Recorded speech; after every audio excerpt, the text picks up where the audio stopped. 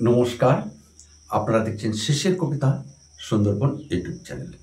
ঠিক অন্যান্য দিনের মতো আমরা আজকেও আবার এসেছি নতুন সৃষ্টির উন্মাদনা নিয়ে। আজকে আমাদের সৃষ্টি ভিডিও হলো 6 সেমিস্টারের বিএনজিএ ডিএসসি 40 বেঙ্গলি ডিএসসি 3/4, অর্থাৎ এখানে তোমাদের যেটা পড়তে হচ্ছে এবং পরীক্ষা দিতে হবে সেই বিষয় হলো রবীন্দ্র জীবন কর্ম ও সংশ্লিষ্ট সাহিত্য। রবীন্দ্র জীবন কর্ম ও সংশ্লিষ্ট সাহিত্য।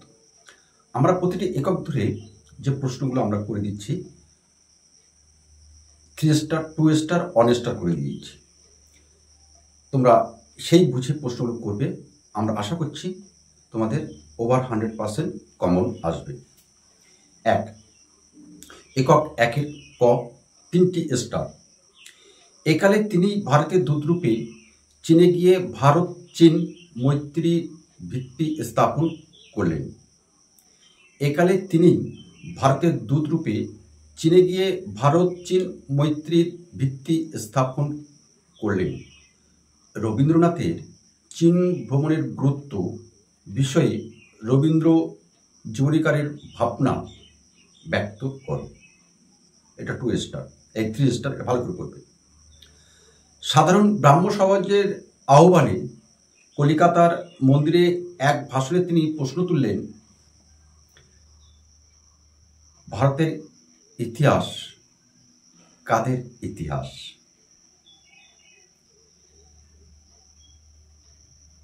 এই পর্বে কবির ভারত আদর্শের সমগ্রতাকে উপলব্ধি করার যে প্রয়াস লক্ষ্য করা যায় রবীন্দ্র জীবন কথা অনুসরণে তার পরিচয় দাও। অর্থাৎ রবীন্দ্র জীবন কথাটা তোমাদের ভালো করে করতে হবে। দেখে যাবে নতুন কালের প্রেরণায় নবীনের আকর্ষণে সাহিত্যের আসরে নতুন কথা বলবার জন্য কবির মন আর একবার জেগে উঠল। নতুন কাল বলতে কোন সময়টাকে নির্দেশ করা হয়েছে? নতুন কথা বলতে কবি মন কেনই বা উন্মুখ রবীন্দ্র জীবন কথা অনুসরণে তা আলোচনা করো। একক 1-এর খ, এই খ অর্থাৎ অথবা, অর্থাৎ একদিকে যেটা এককের 1-এ যেটা 3 স্টার বললাম এবং ক্ষয়ের যেটা 3 স্টার, এই দুটো প্রশ্ন করলে একটা অবশ্যই তোমাদের এসে যাবে। 3 স্টার অথবা একদিকে সাধনার ক্রমাগত তাগিদ, অন্যদিকে জমিদারির দায়িত্ব। 19 শতকের শেষ দশকটি রবীন্দ্রনাথের জীবনে এক নতুন অভিজ্ঞতার ফসল হয়ে দেখা দিল। রবীন্দ্র জীবন কথা অনুসরণে প্রসঙ্গটি আলোচনা করো। 2 স্টার জন্মোৎসবের পরে কবি আবার ইউরোপে চলেছেন। এবার যাচ্ছেন ইটালি। ইটালি ভ্রমণের অভিজ্ঞতা সঞ্চয় কিভাবে রবীন্দ্র জীবনীতে স্থান পেয়েছে তা আলোচনা করো। দেখে যাবে যে প্রশ্নটা।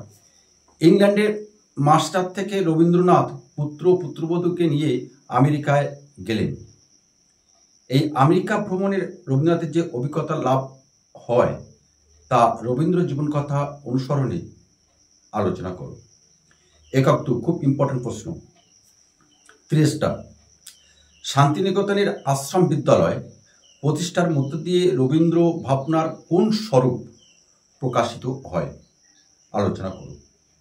2 স্টার শান্তিনিকেতন ব্রহ্মচর্যাশ্রমকে কেন্দ্র করে রবীন্দ্রনাথের এই পর্বের শিক্ষার চিন্তার পরিচয় দাও।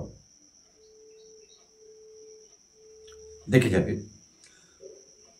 বিদ্যালয়োত্তর একটা প্রতিষ্ঠানকে যুক্ত করা হলো এই নতুন উদ্যোগে। এই প্রতিষ্ঠানের নাম বিশ্বভারতী।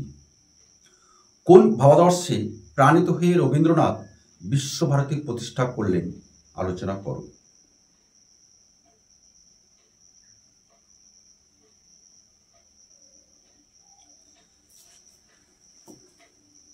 একক 2-এর অথবা 3 স্টার খুব ইম্পর্টেন্ট প্রশ্ন।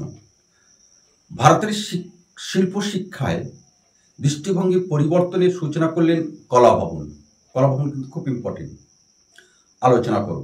ভারতের শিল্প শিক্ষায় দৃষ্টিভঙ্গি পরিবর্তনের সূচনা করেছিল কলাভবন, আলোচনা করো।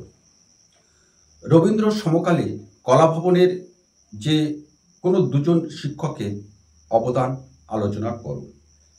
অর্থাৎ একক 2 অথবা থেকে আমরা দুটো প্রশ্ন দিলাম, দুটো প্রশ্ন থেকে অবশ্যই একটা প্রশ্ন তোমাদের থাকছে। একক 3 আলোচনা করার আগে আমরা বলে রাখি, আমাদের স্টাডি সেন্টার নিউ ব্যারাকপুর থেকে বারাসাতে স্থানান্তরিত হচ্ছে। আগামী শিক্ষাবর্ষ থেকেই আমাদের চালু হবে। দূরগত যে সকল ছাত্রছাত্রী আছো, যদি তোমাদের এই শেষের কবিতা পাঠকেন্দ্র সঙ্গে যদি তোমাদের একাত্ম হয়ে থাকো, যদি মনে করো, তাহলে অলওয়েজ ওয়েলকাম আমাদের পাঠকেন্দ্রে। আমরা ফোন নম্বরটা স্ক্রিনে দিয়ে দেবো, অবশ্যই তোমরা আমাকে ফোন বা হোয়াটসঅ্যাপ করতে পারো। একক 3 খুব ইম্পর্টেন্ট প্রশ্ন। রবীন্দ্রনাথের পল্লী সংগঠন পরিকল্পনা কিভাবে শান্তিনিকেতনকে একটি প্রতিষ্ঠানে উত্তীর্ণ করেছে তার পরিচয় দাও। 2 স্টার। রবীন্দ্রনাথ শান্তিনিকেতন প্রতিষ্ঠা করে বিজ্ঞানভিত্তিক কৃষির পাশাপাশি দুর্দশাগ্রস্ত গ্রামগুলির পুনর্গঠনের কাজে যে সমস্ত পরিকল্পনা গ্রহণ করেছিলেন তা আলোচনা করো। দেখে যাবে, শিলাইদহ পর্বে রবীন্দ্রনাথের পল্লী ভাবনার অন্তর্গত কৃষি শিল্প সম্পর্কিত চিন্তার মূল সূত্রগুলি পরিচয় দাও। অথবা একক 3 অথবা খুব ইম্পর্টেন্ট প্রশ্ন, গ্রাম সংস্কারের যে আভাস শিলাইদহ বসবাসকালে রবীন্দ্রনাথের মধ্যে প্রকাশ পেয়েছিল তা ক্রমশ শান্তিনিকেতনের বিস্তৃত ক্ষেত্রে কেউ কার্যকর হয়েছিল, সূত্রসহ তার পরিচয় দাও। রবীন্দ্রনাথের সমবায় নীতির সূত্রগুলির পরিচয় দাও। খুব ইম্পর্টেন্ট প্রশ্ন। রবীন্দ্রনাথের সমবায় নীতির সূত্রগুলির পরিচয় দাও। দেখে যাবে, শান্তিনিকেতনের গ্রাম উন্নয়নের কর্মসূচিতে বিভিন্ন কুটির শিল্পের পুনরুজ্জীবনের ক্ষেত্রে রবীন্দ্রনাথের পরিকল্পনার পরিচয় দাও। একক 4 আলোচনা করার আগে অবশ্যই আমরা তোমাদের কাছে একান্তভাবে নিবেদন করছি যে আমাদের চ্যানেলটা যদি তোমাদের ভালো লাগে, যদি মনে করো শেষের কবিতা সুন্দরবন আমাদের একান্ত আপন, তাহলে অবশ্যই আমাদের পাশে থেকো, এইটুকু অনুরোধ তোমাদের কাছে রাখলাম। এবং একটু শেয়ার করে দিও প্লিজ, কারণ আমরা অগণিত ছাত্রছাত্রীর সাথে আমরা থাকতে চাই। কোনো রকমভাবে অন্য কোনো হিডেন অর্থ করি বা পয়সা করি ছাড়াই আমরা থাকতে চাই। আর সেই সুযোগটি আমরা আশা করছি তোমরা আমাকে করে দেবে, অর্থাৎ শেষের কবিতা সুন্দরবন ইউটিউব চ্যানেল করে দেবে। লোকসঙ্গীতের লোকায়ত সুরবিন্যাস রবীন্দ্রনাথকে কিভাবে কতখানি প্রাণিত করেছিল, প্রাসঙ্গিক উল্লেখ সহ তা আলোচনা করো। এটা 3 স্টার, কিন্তু একক 4 2 স্টার। খুবই ইম্পর্টেন্ট প্রশ্ন, দুটো প্রশ্ন বলে দিচ্ছি, 2 আসবে। ছেলে ভুলানোর ছড়ার সংগ্রাহক হিসাবে রবীন্দ্রনাথের ভূমিকা পর্যালোচনা করো। আমি ছড়াকে মেঘের সহিত তুলনা করিয়াছি। আমি ছড়াকে মেঘের সহিত তুলনা করিয়াছি। ছেলে ভুলানোর ছড়া সম্পর্কে রবীন্দ্রনাথের এই মন্তব্যে যথার্থতা বিচার করো। একক 4 অথবা দুটো প্রশ্ন দেবে এখান থেকে, দুটো থেকে একটা অবশ্যই আসবে। গ্রাম সাহিত্য বাংলার গ্রাম ছবির গ্রামের স্মৃতি অপেক্ষা রাখে, সেই জন্য বাঙালির কাছে ইহার একটি বিশেষ রস আছে। গ্রাম সাহিত্যের রস বাঙালির কাছে কেন গভীর ও অক্ষয়, গ্রাম সাহিত্য অনুসরণে তা আলোচনা করো।